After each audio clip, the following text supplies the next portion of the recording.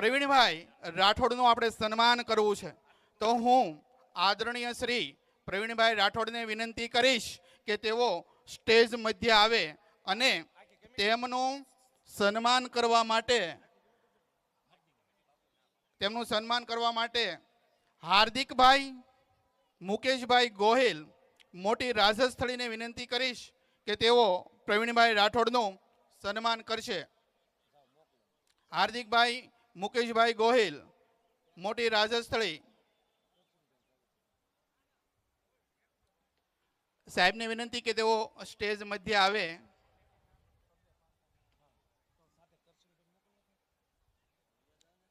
કરશનભાઈને વિનંતી કે તેઓ સાહેબના સન્માનમાં જોડાશે.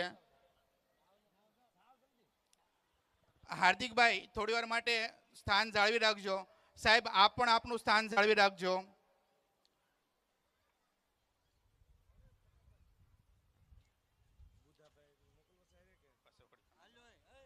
ત્યારબાદ પ્રવીણભાઈ રાઠોડના હસ્તે તે આપણે ધોરણ 10ના વિદ્યાર્થીઓને સન્માનિત કરવાના છે, તો હું સાહેબને વિનંતી કરીશ કે તેઓ પોતાનું સ્થાન જાળવી રાખે.